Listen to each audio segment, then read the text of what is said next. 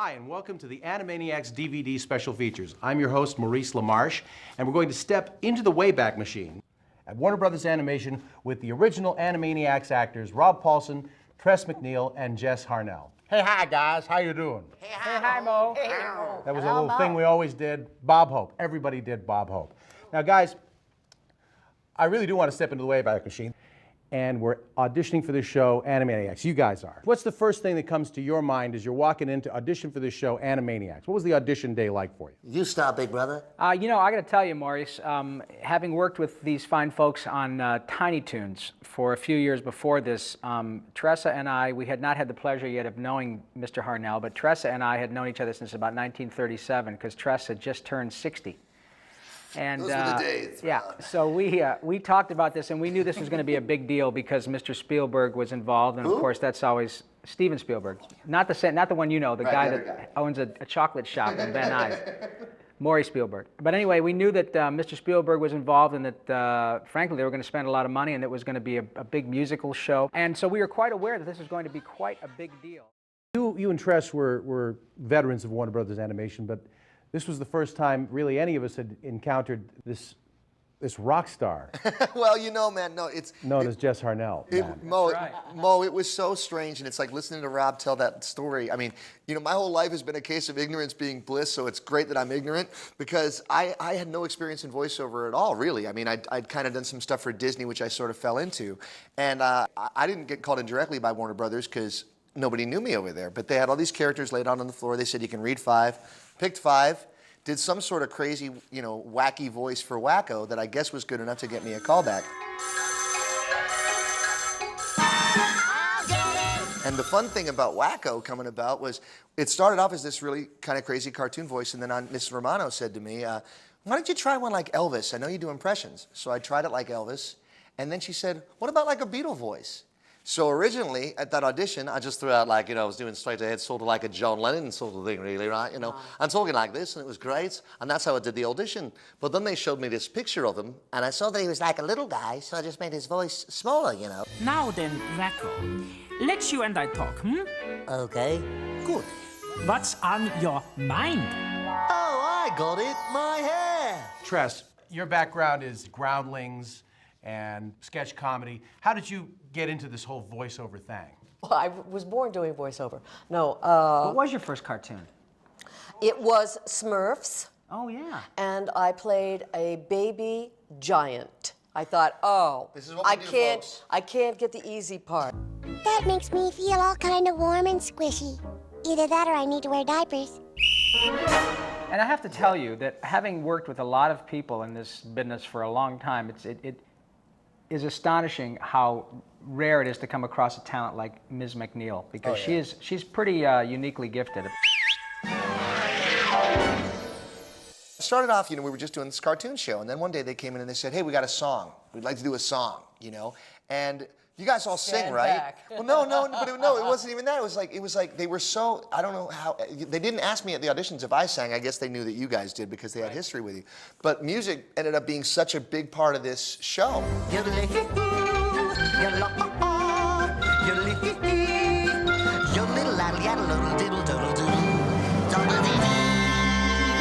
I knew so well that music was going to be a big part of this, and I'd been a singer longer than anything, and I just really wanted to be part of it. Now, Open for Bob Seger, okay? yeah, baby. Is that sweet? I opened the door for Bob Seger. Yeah, I remember nothing music. Bob Seger said something to me I'll never forget. He looked at me in the eye and he said, "Who are you?" I am the very model of a cartoon individual. My animation's comical, unusual, and whimsical. I'm quite adept at funny jokes, comedic theory. I have read from wicked puns and stupid jokes to anvils that drop my head.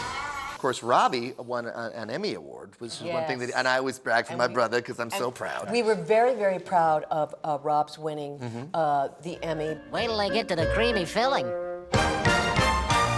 We were aware of how lucky we were to be able to be working with the best folks on both sides of the glass, and then, you know, up in the towers, and between having, you know, Steven and his people, who, by the way, Mr. Spielberg approved all the scripts, was very involved in the casting. Yes, absolutely. We had Andrea Romano, Tom Ruger, Peter Hastings, Paul Rugg, John McCann, you know, Sherry Stoner, everybody, and all the stars just went, and it was an amazing experience.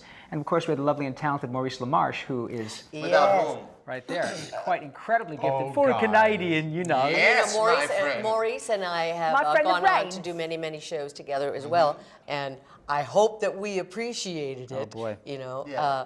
being in the room with all of those fabulous people, the very best voice talent that existed. Yeah. And we had a ball. We were like kids in school with our favorite teacher. We were there with Andrea Romano, and we laughed all day long.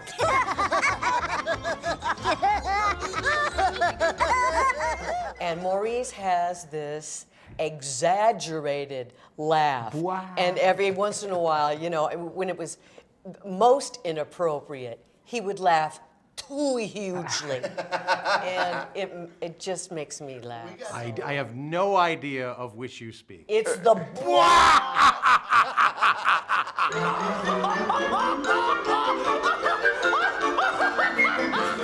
We just would make each other laugh and laugh and laugh, and some of the stuff you couldn't say in a cartoon. Use your imagination.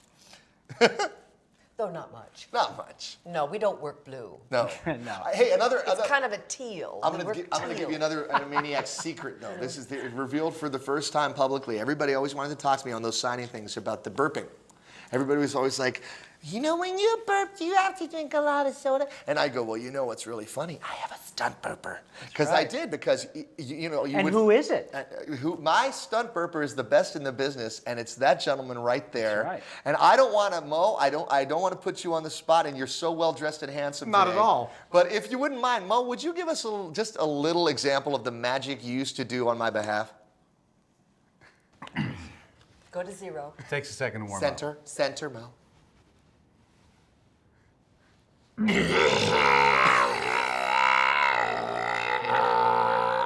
that great?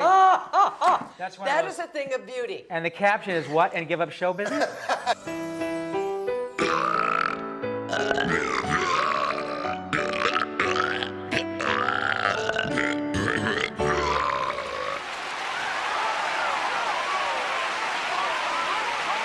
Excuse me. Oh, excuse me. Excuse me.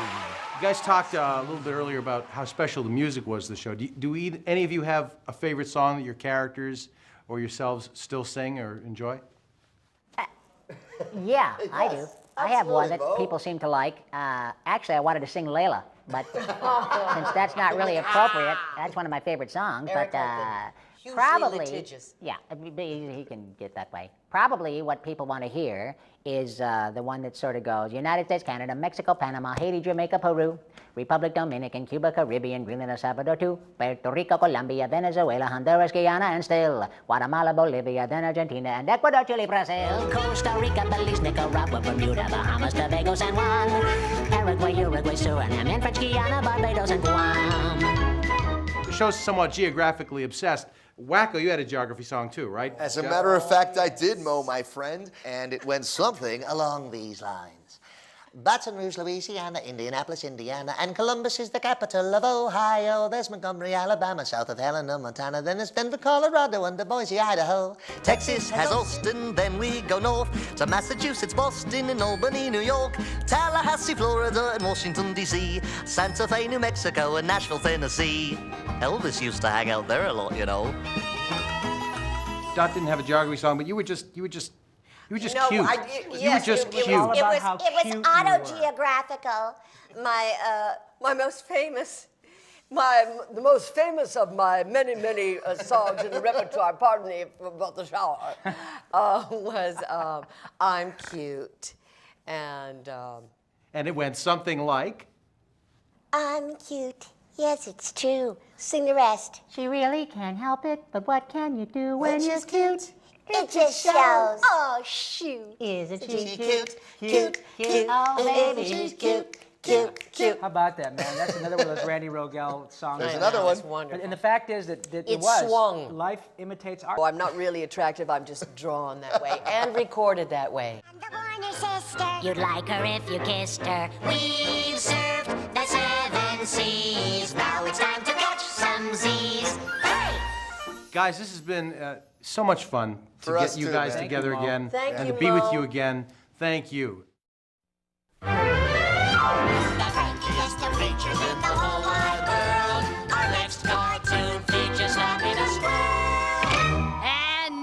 the singing already.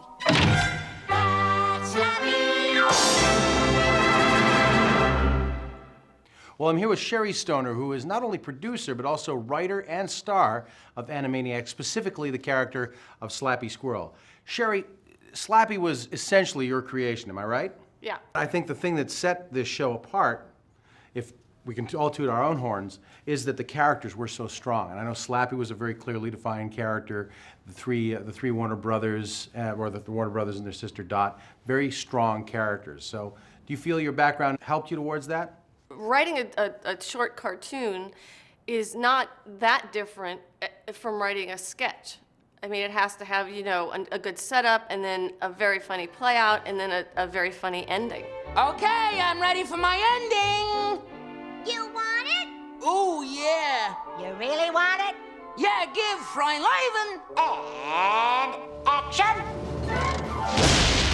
So your background is primarily Groundlings and sketch comedy, and you get a call one day. Yeah, well, actually, a friend of mine at the Groundlings, it was when Tiny Toons was just starting, actually. They were looking for a female writer to work on Babs at the time, and so I wrote a script and got hired at Warner Brothers.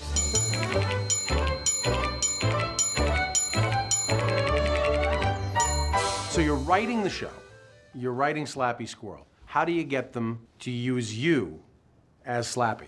We were at a meeting at Amblin, and we were showing Stephen preliminary sketches of all the characters. And when it came time to talk about Slappy, I started doing the voice, you know. And she's like an old-time cartoon star, and he said that I should do the voice.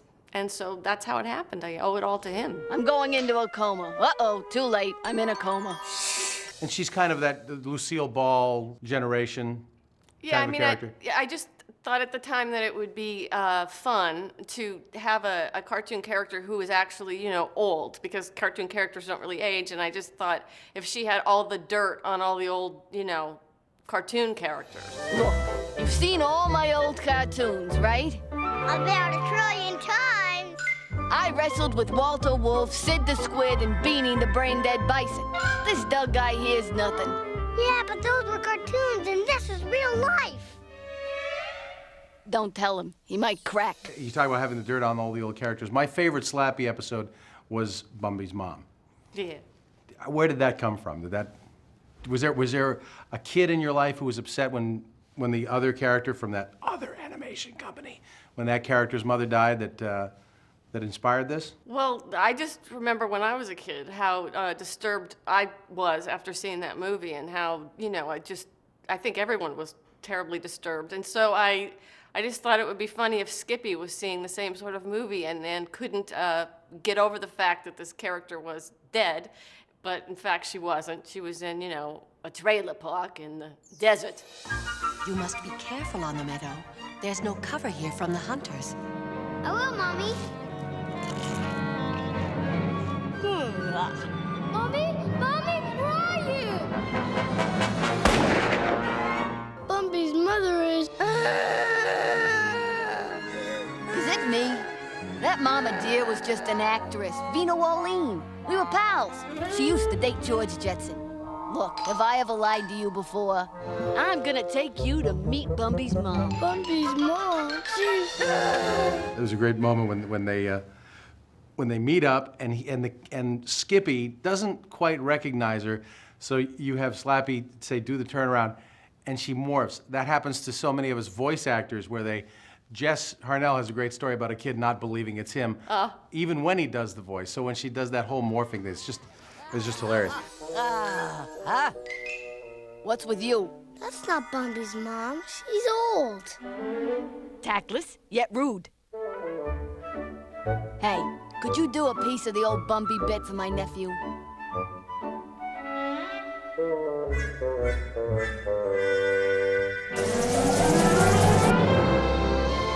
You must be careful on the meadow. There's no cover here from the hunters. It is her! Bumby's mom! Was it a really collaborative effort? Yeah, and it was really fun. It was a really fun show to work on as a writer, because we would all be in these offices, and they were all sort of down one hallway. And if you were stuck for a joke on something you were working on, you would just go into somebody's office and sort of chat it up and, you know, maybe come up with an idea with that other person. So it was really fun. It felt sort of like, you know, like the Dick Van Dyke Show from TV, you know? We all got to work together. It was fun. Well, it's been great getting together with you again and to have all of us together here doing this DVD box set. Thank you for being with us, Sherry. You're welcome. Now that's comedy.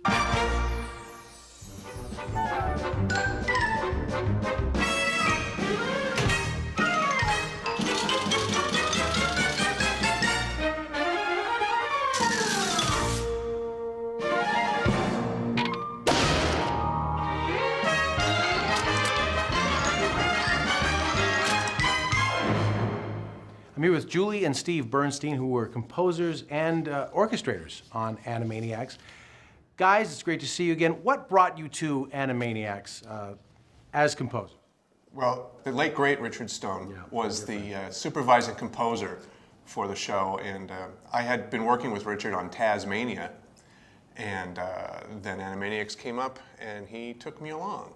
And I had been going along on lunch with Tasmania, and he took me along as orchestrator. Now, the thing that set Animaniacs and its ancillary shows apart, and including Tasmania and Pinky and the Brain, you guys used a live orchestra. You used an actual 35-piece orchestra for these shows. Correct. We sure did. Nobody else was doing that. No. Nope.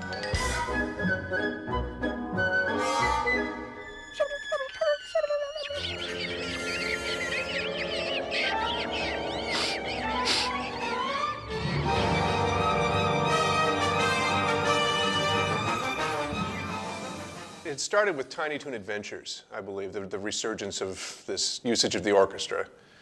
And that's thanks to Mr. Spielberg. I think that he wanted to bring this kind of thing back.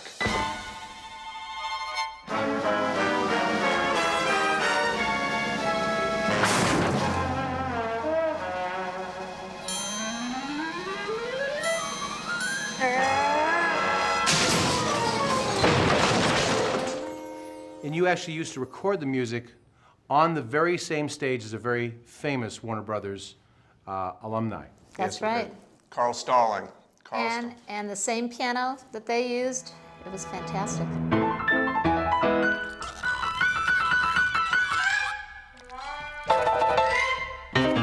Now that's entertainment. There was a resonance to that room that was really quite something. I got to attend a couple of recording sessions, and it sounded like a Warner Brothers cartoon in the studio, didn't it?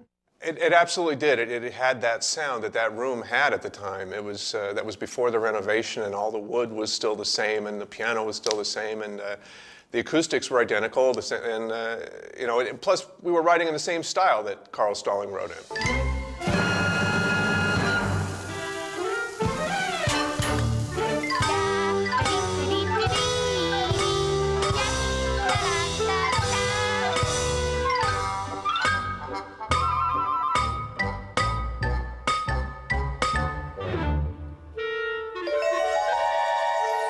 Tell us a little about the process of writing for animation. How would that differ, say, from writing for a live-action film? I think it was a lot different in that there are so many points of synchronization that we would have to hit while maintaining the musical style and living within the realm of cartoon land. You know, somebody would be running in a certain tempo, and that would dictate the tempo of our music. Butterfly.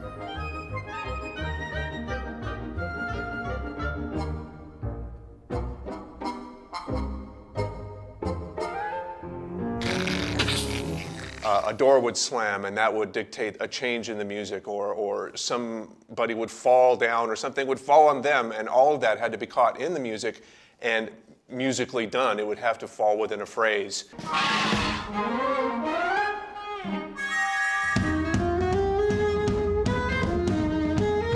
Goodbye, nuts. I gotcha. Not. You were talking a little bit about the casting of the music. Tell us more about how that worked. For one reason or another, I was always given those, quote, very special episodes, unquote, which basically had no dialogue, which it kind of meant it was a 20-minute concert. Things like Wings Take Heart.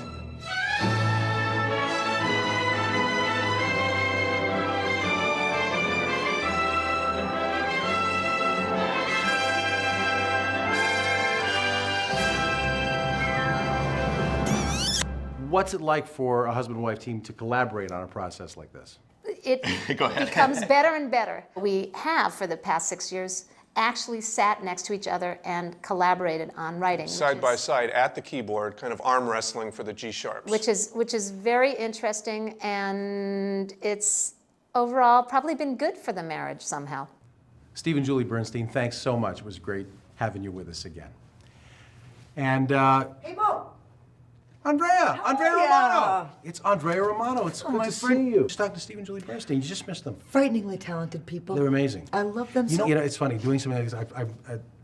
I regret that I didn't ask them about the parodies.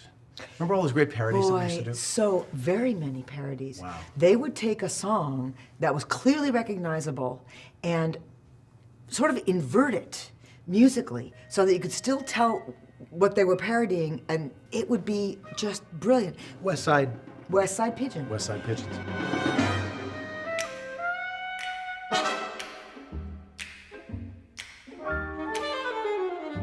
Clearly a West Side Story parody, Leonard Bernstein's music. Right.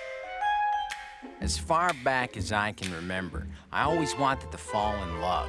But we were always too busy being tough birds, fighting to protect our territory from the sparrows. You know, there's certain actors who find obscure impressions to do. You know, everybody can do Frank Sinatra, everybody can do John Wayne, but every once in a while, something would happen, like this actor named Maurice LaMarche would say, hey, listen to my, Ray Liotta impression. As far back as I can remember, I always wanted to be a good feather. You see, if you were a good feather, you had it all. And then we went, oh, well, how perfect is that? Why don't we make, the good feathers rather than good fellas? Well, and then so you would do that. That was pre-existent though. I remember walking in and remembering it being a tremendous coincidence. I had just eaten dinner next to Ray Liotta about 2 weeks before, and he says, "Do you guys mind if I smoke?"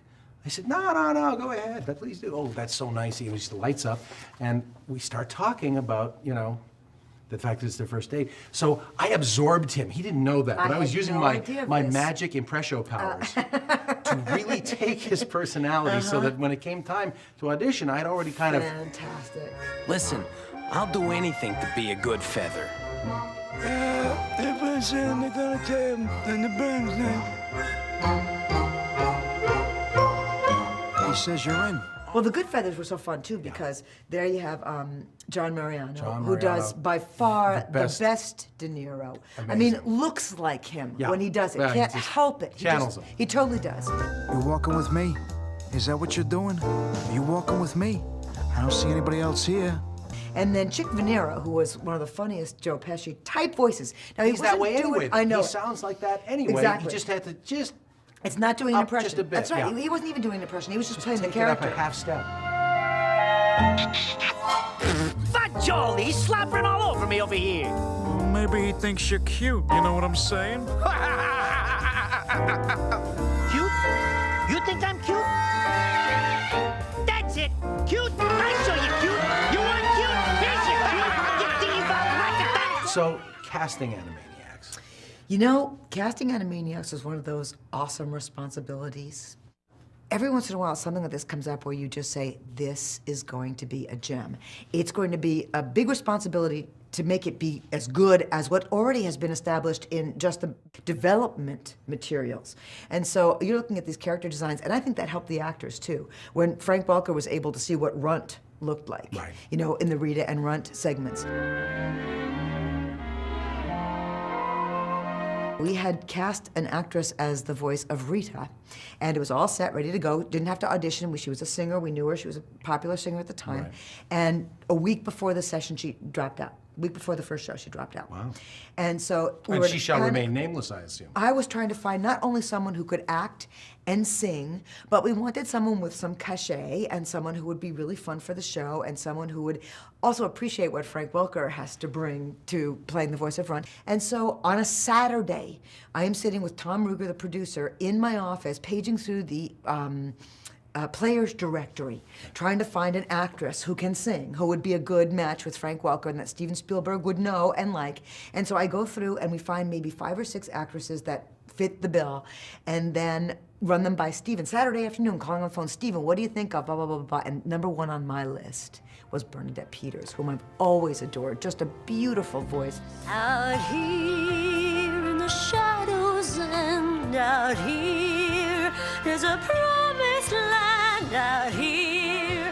We'll all understand and make this place our home. This place our home.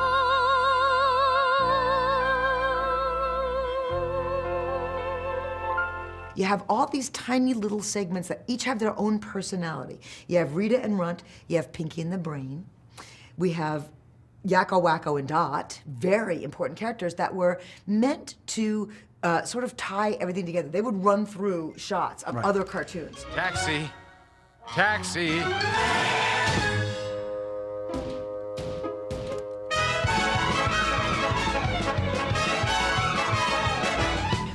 We kind of knew who we wanted to play Yakko. We had worked with Rob Paulson before on a couple of other series, and we knew we wanted him to play Yakko. And so we had to submit multiple takes to Mr. Spielberg because, that's what you do with a producer. And we sent him 5 different auditions. 3 of them were Rob Paulson. Slow down! Why? Everyone else is rushing around here.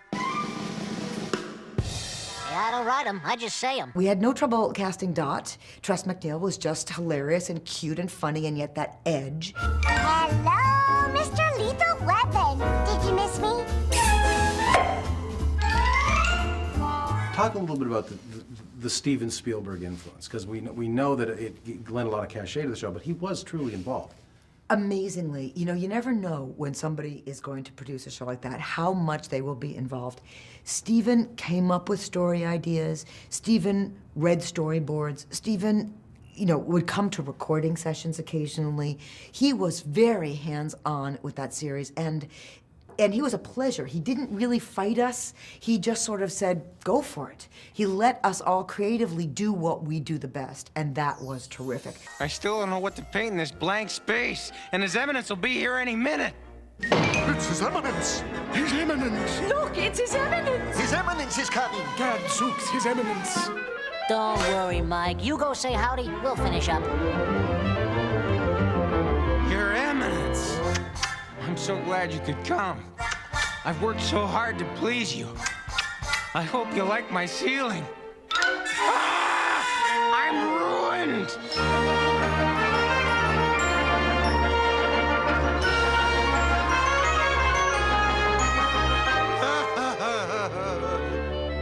I like it. Hey, Mikey, he likes it. Painting is like show business. You have to know your audience.